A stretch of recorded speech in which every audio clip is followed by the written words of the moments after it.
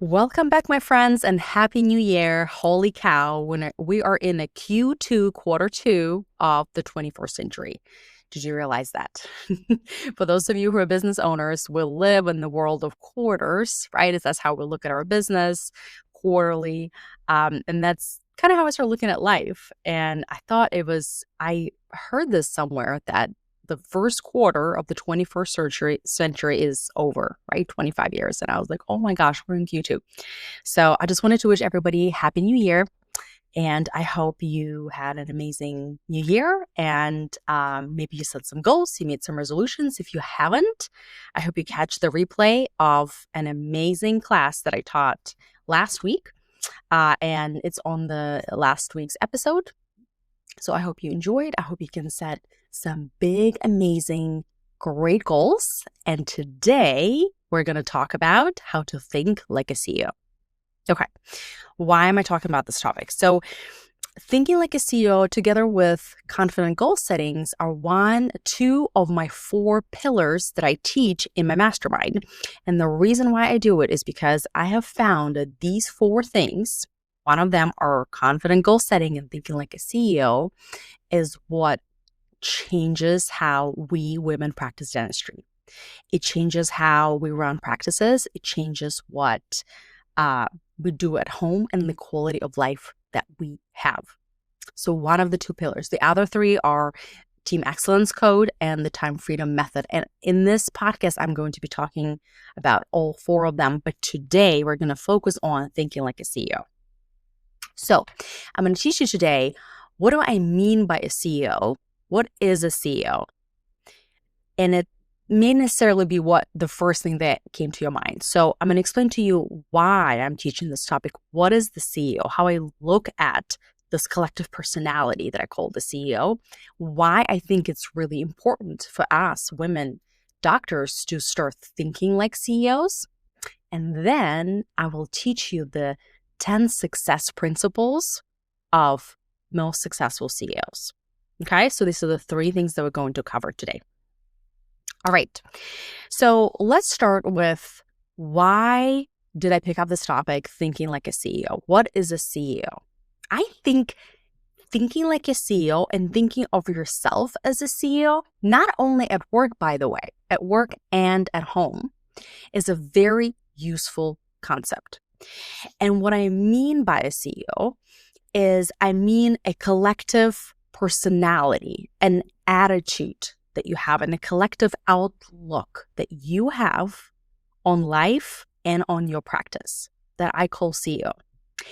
If the term CEO sounds kind of too corporate for you, here's some alternatives.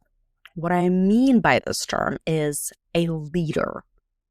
You could call it the architect, the visionary, the mastermind, the captain, or the driver. So when I'm coaching someone and I'm helping them think more like a CEO, and why do we want to think like a CEO? Because then we problem solve like a CEO, then we create boundaries like a CEO, then we execute like one, and then we make more money in less time, and we have so much better work-life balance. That's why thinking like one and acting like one is important, in my opinion. And a CEO, like I said, I think it's like a collective outlook on life. It's a person who is always in the driver's seat of her life. And she's consciously creating the exact life that she wants. The leader, the CEO, is consciously creating relationships that she has. She doesn't just let people take her time or treat her a certain way, right? She is very deliberate about the kind of people she surrounds herself with and the quality of relationships that she has, both at work and at home. She's very deliberate about her schedule, about her boundaries, and she is in a driver's seat even when it comes to the emotions that she experiences on a daily basis. The beauty of coaching is the coaching tools teach you how you can create the emotional experience of life that you want, which is so important because we have been told that other people's make us feel a certain way. But that's not how it works. There is a thought process in between. And that's when I teach you guys in the mastermind and in private coaching. Now that you understand why I teach this concept and why I think being a CEO, thinking like a CEO is so useful, especially for us, for women, I'll tell you why I think it's so important. The other day, my husband said this phrase and I was like, what? I have to write this down. Well, we're talking about something. And then he said, life coaches don't complain about their circumstances. They find solutions. And I was like, what? I have never been able to articulate it this way. And here's why. Life coaches are not like some superhumans, right? But the reason why we don't dwell on our circumstances, of course we're humans, but we're able to so much faster switch to problem solving is because I know as a life coach that your circumstances is not what creates your life. It's not what creates your results. It's not what creates how much money you have, how much time you have, what kind of relationships you have. It's not your circumstances is what creates it. It's your thinking, is your attitude, is the actions that you take that come from your thinking and your attitude. And because I know that, I always go straight into focusing on problem solving. Now, wouldn't that be awesome if something happened at work and you can just skip the drama and the overwhelm and go straight to problem solving? I think it would be amazing. And as a matter of fact, I think that's why you're listening to this podcast, because you are a woman that wants to find solutions. She does not want to dwell on how something is not working, how bad it is, right? You want to problem solve. That's why you're here. And I don't expect you to become a life coach, right? So that you can just focus on problem solving and skip the overwhelm and skip the stress. I don't expect you to go through all the rigorous training that I have done for several years and like hundreds of thousands of dollars. I don't expect you to do that. And you don't need to do that because you have me and I'm going to teach you these tools. Okay. And so I think when you start applying the tools of coaching and the different ways of looking at things and thinking about things is when you become a CEO of your life. Okay. So that's why I'm teaching that concept to you today. So now you understand what I mean by a CEO, by a leader, somebody who's in the driver's seat of her life at work and at home. And it's a collective personality outlook on life. And why it's important? Because then you will create the schedule that you love, the relationships that you love, the amount of money that you love, the practice that works for you. And the way we do it, the way I do it is, of course, through coaching, right? So I teach certain things, like in the mastermind, for example. I just finished my week-long I call it life learning modules, where at the beginning of the mastermind, every day for 2 hours, I teach you guys concepts of these 4 pillars, right? The goal setting, thinking like a CEO, team excellence code, and the time freedom method. And I do that so that you can get immersed in different concepts, in different outlook, in a different, more useful, I think, way of looking at things and problem solving. And then as we coach together for 6 months, you are bringing situations at work and at home, and I'm helping you work through them in a way where you start realizing how much more power you have, how much more control you have in truly creating the life and the practice that you want. So fun. Okay, so I was thinking, how can I help you the most in this podcast and kind of distill 6 months of coaching that I would do if we work together in the mastermind or privately in a short 15-minute podcast. And here's what I'm going to do. I'm going to teach you what I call the 10 truths, the 10 principles of the most successful CEOs that I have found are true for my most successful women dentists, especially moms that I coach. Okay, you ready? So principle number 1 is our thoughts create our results. All CEOs know that. And so they don't waste their time looking for who to blame or pointing fingers. They immediately realize that whatever they're thinking about the problem is what's going to determine the outcome of the situation. And so they focus on thinking more useful thoughts so they can take more useful actions and solve it. And the same applies to stress, because a lot of the stress is created by the way we are perceiving situations. So we can totally change the situation.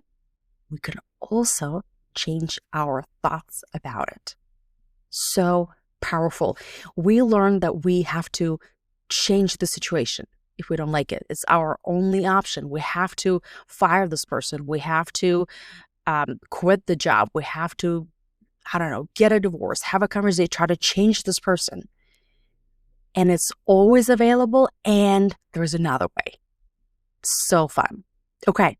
So principle number 1 was CEOs know that their thoughts is what creates their results. And by results, I mean everything in your life, really. The color of your hair, where you live, how many kids you have, how much weight you weigh, right? When you step on the bathroom scale, how much money you have in your bank account, how many employees you have. All of these things in coaching we call results. And our thoughts is what created that. So powerful. Okay. Principle number 2 is clarity over confusion. CEOs do not indulge in confusion. We know that confusion only pretends to be necessary, and we don't listen to it. We focus on the facts. Principle number 3, CEOs take decisive action.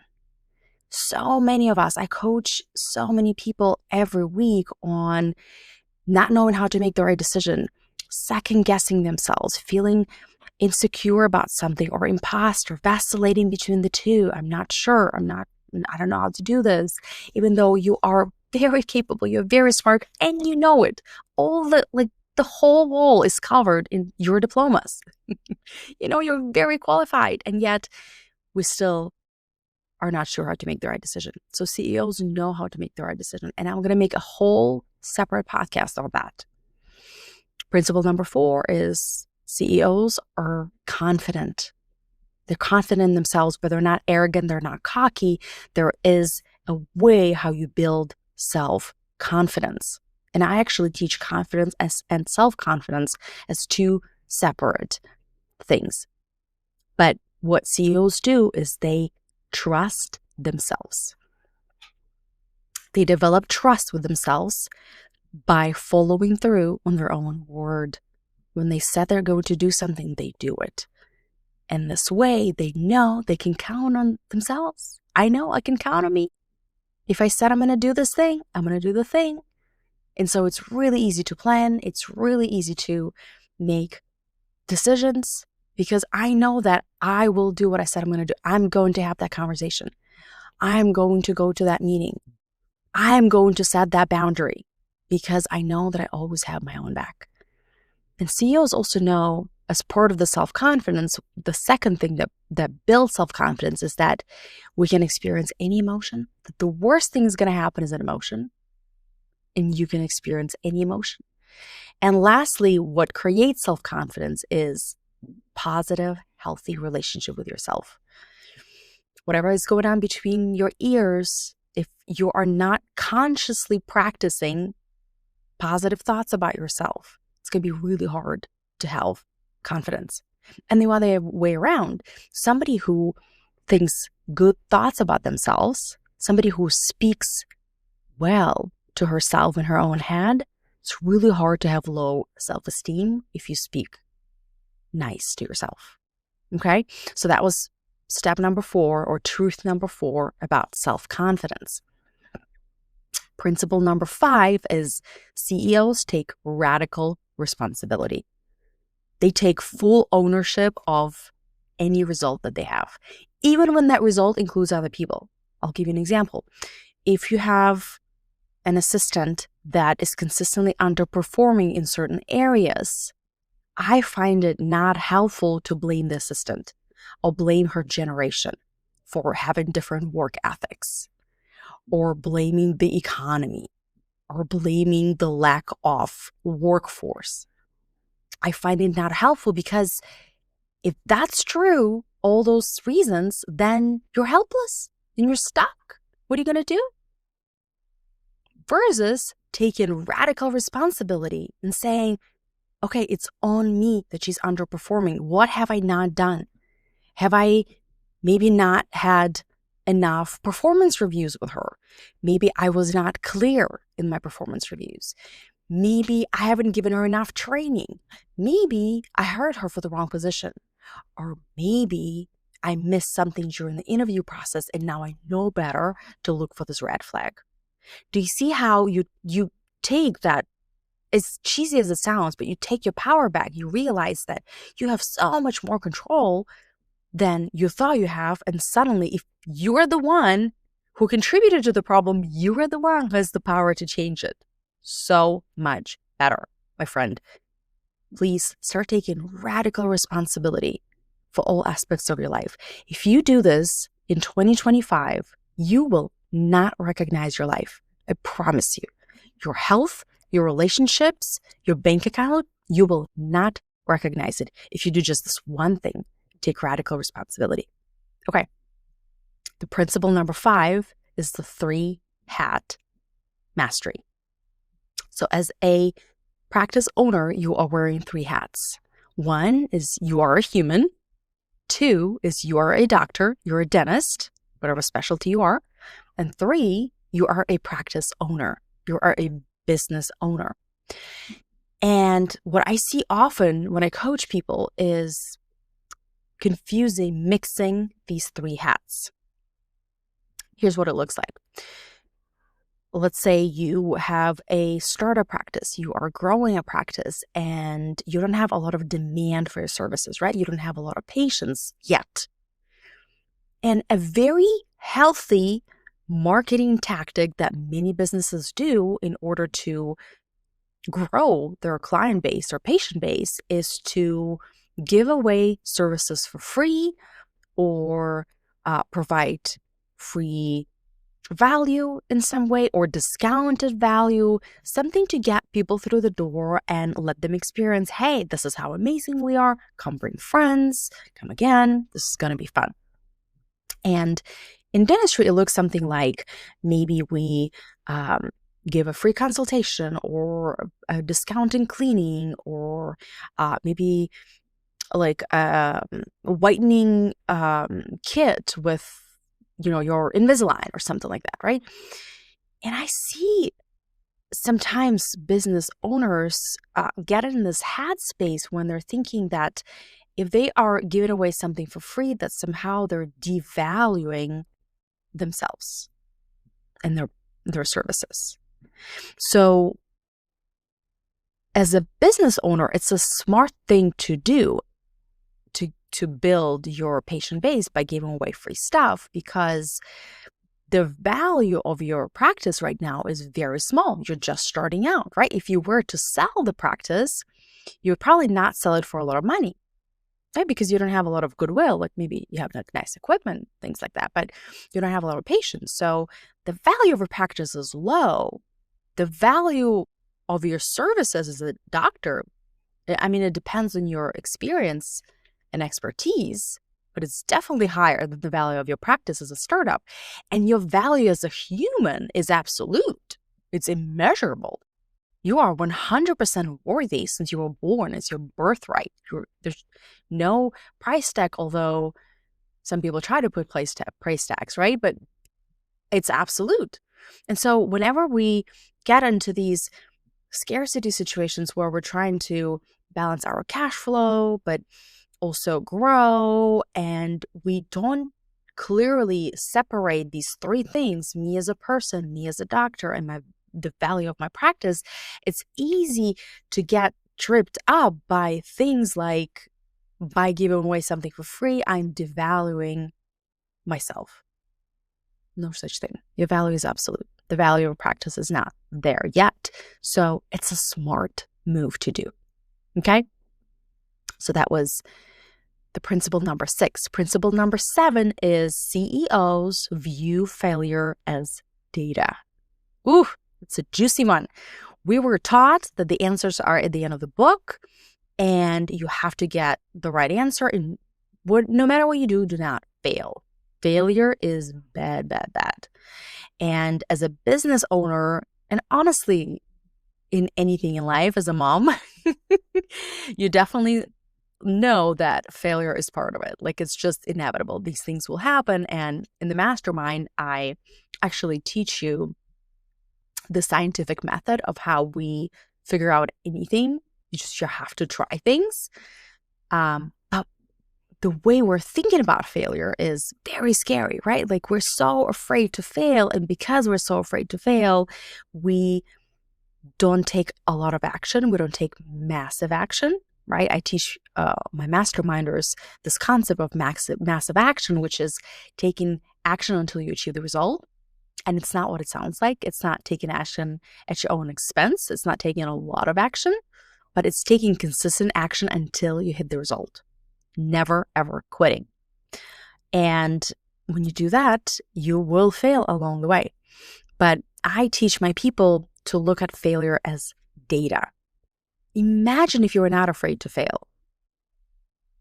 And the way we look at it as data, not like, oh, I failed, no big deal, let's go again. We look at it, we learn from it, and we don't repeat that same mistake again. That's the trick. That's the magic key, is you have to learn from that attempt. Okay, we're not going to invest money in postcards anymore. They didn't give us any ROI, return on investment. We are going to do direct to consumer marketing, or we're going to do Facebook ads, or I'm going to, knock on doors and meet other dentists and build relationships the good old school way, right? You have to evaluate your data. And whenever you failed, which failure really means that you didn't achieve the outcome you had hoped for. That's really what it is. But we were brought up to attach so much morality to failure, right? Like, if you fail, you are bad. You are not going to be okay in life. You are not good enough. You're not going to be loved. You're not going to make it, right? Like, we've attached so much garbage to this word, and so we don't take enough failure to succeed. It's kind of crazy. The next principle number 8 of successful CEOs is they understand the 50-50 perspective. And what that means is, what I teach my people is that life is meant to be 50% positive and 50% negative. And the goal is not to be always happy and joyful and at peace, but to have this balance that all humans are experiencing. And when you realize that this is the case, then you start setting goals from a different perspective. And if you haven't listened to my previous episode on confident goal setting, I really want you to go and listen to it, where I talked about how I teach setting big goals, huge goals, for the purpose of what that goal will do to you, how it will change you and help you grow as a human, not for the purpose of achieving the goal, which is like, what? We're taught to set the goal so you would achieve it. But there, when you achieve the goal, is actually not better than here. Think about it. You could not wait to graduate dental school. You were like, this is the hardest thing. Once it's done, my life is going to be so much easier. And now you look back and you're like, that wasn't that hard. Like, right now it's kind of harder, right? Or you wanted to have a baby so bad. Maybe you've tried for years. Now you have it, and you're like, kind of miss sleeping a little bit longer and going to the bathroom without 2 eyeballs making eye contact with you, right? So there is not better than here. Something is better, but something is going to be worse. And keeping this 50-50 perspective helps you not get disappointed and helps you to actually always feel engaged with life and more satisfied with your life, because you're not putting all eggs in one basket to achieve that one goal. You know there's still going to be 50-50 there. Concept number 9 is CEOs are emotional adults. And this could be a whole 2-hour topic, this webinar of the podcast. But what I'm going to tell you about emotional adulthood, the way I teach it in my mastermind and in my coaching programs, is it's an understanding that we as adults are responsible for how we feel. That it's no one else's job to make us feel happy, great, excited, safe, and secure. It's our job. And we are also not responsible for other people's feelings. As an opposite to emotional childhood, where we try to get attention from other people so that they could come and fix something for us so we can feel better. It is such an empowering, great place to live in an emotional adulthood, because then you focus on you and the other person focus on them, and then we meet in the middle and we have so much fun, especially if we have a one match. And then the last principle out of the 10 principles of successful CEOs is that CEOs know how to set boundaries well. And the way I teach boundaries is very different that you've probably read about boundaries or heard about them, because there's actually a very small need for boundaries. There are very few circumstances in which we do truly need to set boundaries. And the way I teach you to set boundaries is not to control another person's behavior. That would be in the realm of manipulation or in the realm of trying to control them. We're not doing any of that, because that doesn't work long term, and it's also a very long way around to feel better. Instead, boundaries are for you. Boundaries are what you are going to do if the other person breaks your boundary.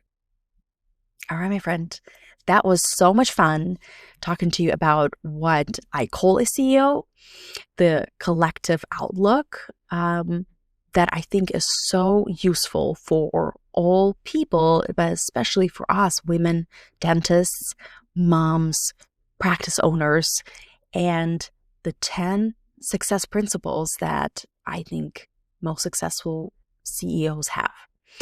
And if you love this episode and you want to learn more about each of these principles and dive in more into this topic, in a couple of weeks, on February 11th, I am hosting a whole hour-long free class exactly on this topic, how to think like a CEO. So if you would love to have a deeper dive into this, I'm going to leave some links in the show notes. So you can register. It's free. It's going to be in the evening, so it's after work on a Tuesday. Every second Tuesday of each month, I'm hosting a free class, and next month, it's all about thinking like a CEO. All right. Thanks for hanging with me, and have a beautiful week. I'll catch you later. Bye.